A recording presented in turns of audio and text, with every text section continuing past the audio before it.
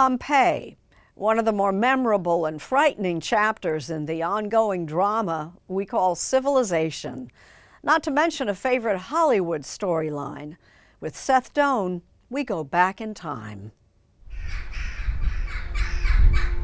The stone skeleton of this ancient city has emerged through centuries of excavations, an intriguing glimpse of another time. In what is now southern Italy, Pompeii was a bustling metropolis until an eruption from the mighty volcano Vesuvius engulfed it in ash nearly 2,000 years ago. At least 1/3 of the Roman city remains buried. Much of Pompeii is still underneath us. Yes, it's under our foot. And that means the tantalizing discoveries continue. This is one of the last pieces of Pompeii that we dig. Kind of the newest Yes, part of Pompeii. Exactly. It's still under the Raffaele earth Martinelli, there. part of the team at the archaeological site, took us to the House of the Lararium, not yet open to the public. When excavating, they often have no idea what they're discovering.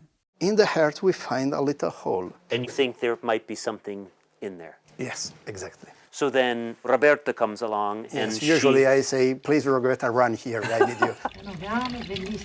Roberta Prisco carefully pipes in plaster, filling the void left by whatever organic material disintegrated, be it one of the many victims of the disaster frozen in time, or an everyday item. The plaster hardens in the form of the object, Has anyone seen this yet? No, you are the first. creating a cast, in this case of a 2,000-year-old basket.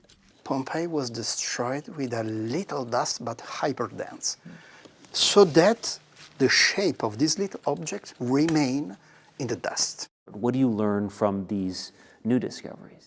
Well, it's like a puzzle. Every piece is important. Gabriel Zuchtriegel is director of the Pompeii Archaeological Park. We met at the opulent House of the Veti, which reopened in January after a 20-year restoration.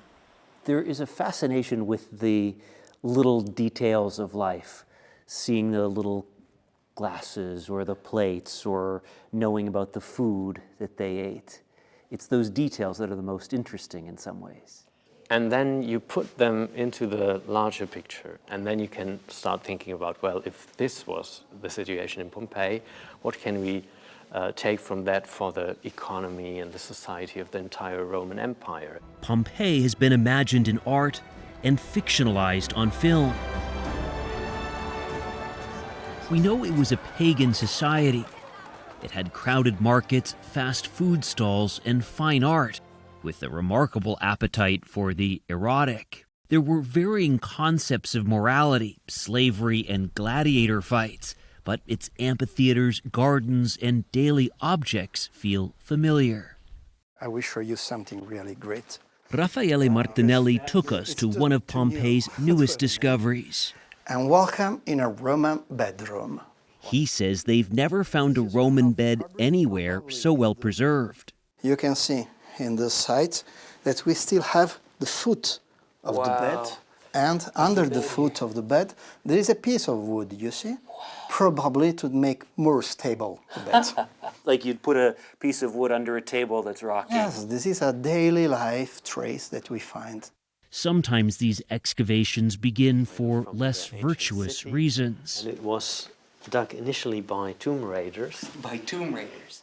Their underground labyrinth mapped here in 3D. They would go alongside the walls to see if there were frescoes or anything valuable that they could then sell on the antiquities market.